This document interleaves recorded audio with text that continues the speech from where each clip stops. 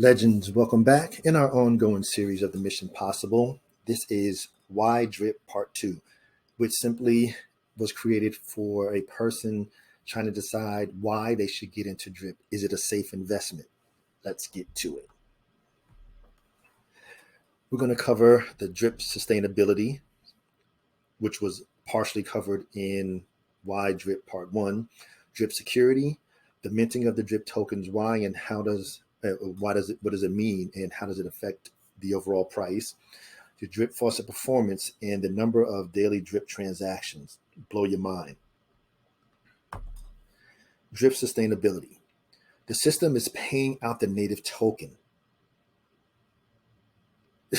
So that gives us flexibility in the supply and the rewards. This allows drip to get through times of market corrections like we're going right now through the bear market. Also, we already know the taxes from part one, and then we get the taxes on the buy, the sells, the hydrate, and the claims. And this is once it's conducted, the transaction is conducted, the tax goes to the tax vault, which is used to pay out the dividends. Max payouts. This ensures that people who are not continuing to deposit capital or compound or do anything to benefit the faucet will eventually hit their max payout and they're out the system. You have the whale tax. For every 1% of the max supply that is earned by one user, an additional tax is put on that user's dividends. The whale tax kicks in once you hit 10,000 drip in total deposits.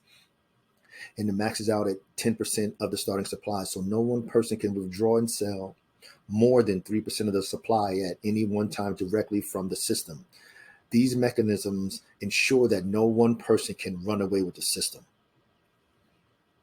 Another reason that it's sustainable, the referral structure.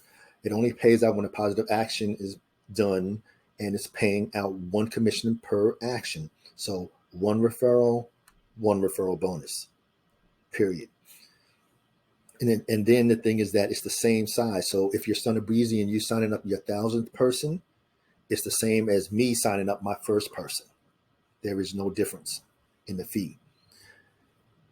The only difference is the amount that that person deposits is the only variance in the amount of referral, the amount of the referral you're going to receive, but it's still only one to one. No dev fees. Everything goes back into the system and to the community. Out of the faucet, Forex, and none of the team members receive any kind of dev fees. With some of the other protocols, put a 10% dev fee right on top. And the faucet is the foundation, being fed from all other parts of the ecosystem. The tax on all of the vaults are replenished from the animal farms and the pool as well. So once the farms and the pools and everything is all running on all cylinders, it's going to be amazing to see. It's been a while. Now, drip past and current performance. We have 90,000 transactions in just the drip faucet alone. Not all the transactions are included either. Like the native DEX, when somebody goes there and purchases their tokens, that's not even counted. So it's even more tokens. We are a fully independent platform on the Binance Smart Chain by transaction count. Only PancakeSwap has more transaction. They're actually number one and we're number two. But they count people just using the exchange in general. So like when I have to go in there and exchange my BUSD or for pigs, or change my BNB to BUSD, because I can't do it inside of the DEX yet, that's another transaction for PancakeSwap, even though I'm not using the cake token. Yeah. And drip has been running, as we know, 500 days plus, without 17 months, without any type of issue at all. Any type of issue. We haven't had a stoppage. We haven't had a downtime or nothing. Now, again, with the sustainability and just in the performance, this is one typical day in drip. You have 171,208 hydrates, 32,887 deposits, 56,996 claims. This doesn't even account for sales, because just because somebody claims it doesn't count as a sell. Because when I used to do the airdrops before the price dip, I would claim the drip and then send them to the downline. So that's why that number here is really misleading, because this is not the amount of sales, because anybody can claim them. I can claim 1,000 tokens and send them out to my guys, to my team of legends, it doesn't count as a sell. So that one is really misleading. But the point here is that you're talking 261,000 transactions in one day. Do you have any idea the amount of money that generates per day? And this happens on a daily basis. It's 100,000, 113,000 drippers. I know I compound my wallets twice a day, certain ones twice a day. So, and we can see how many transactions there are. Like I stated, DRIP has been running without issue or pause for over 503 days. The contract is immutable. We're talking about the DRIP security. Now, there are certain things in the contract that Forex and the team can change. When we first started DRIP back in 2021, it was a minimum of 10 DRIP to even get into the faucet. He changed that to 1. Now, he can change the amount of BREIT. Instead of 2, 3, 5, 8, he could do 1, 2, 3, 4. But those are not security issues. Those are just basics. The contracts are audited. DRIP has a well-tested mechanics. Believe me, you know Forex is thorough. There's no use of Oracle, so no exposure in that sense. A lot of the liquidity is locked and fully decentralized, and it's as secure as you can get in DeFi.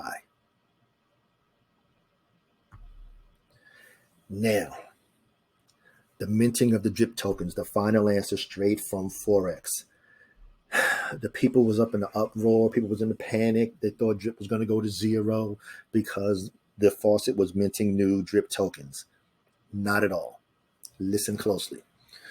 What is relevant is the circulating supply, not the total supply. Again, circulating supply and not the total supply. The reason why DRIP mints is to make sure that the people get paid their 1% per day, to ensure that the system remains functional. This is the way it was designed to do. You don't want the faucet to break because it cannot pay out. So if it only had 1 million tokens and it needs to pay out another 5,000 tokens, it would break because there's no more tokens. It needs to mint new tokens. And it's simply because DRIP doesn't get used in the faucet anymore. It's not just that simple. You have to remember that a lot of the DRIP is going to other places, to the garden, to the animal farm, to the liquidity pools on PancakeSwap for the rehypothecation of, and we earn funds that goes into the pig pen, the reservoir, and so on and so on. Now, there are all these other options to put DRIP and getting locked up there. So instead of DRIP just being used to stake and send to the tax vault via the faucet, it has all these other use cases. So again, in the green, it is not the total supply that matters. It matters how many tokens are in circulation and available to be in circulation. That's what affects the price. That's like, good example, you take ETH. ETH has a gazillion coins and they can continually mint coins, but it keeps but it goes by the amount in circulation. Let's move on. That was it for the DRIP faucet. Why DRIP? So we discussed the sustainability, security, why, and what happens when the tokens are minted, and the DRIP performance. And again, this is for informational educational purposes only. Never intended as any type of financial advice because I am not a financial advisor. Crypto and DeFi as a whole is a risky venture. You and only you have the decisions to make. You do what's best for you, your family, and your family's finances. We have the best community, the DRIP community, and we have the best developers in all of the DeFi and crypto space, period. You always want to increase your knowledge and reduce your risk. That's the sole purpose of the MP series. Pick your particular part of the DRIP ecosystem you want. I want the garden. Learn about the garden, learn how to navigate in, navigate through, navigate without. That's what the MP series was created to do.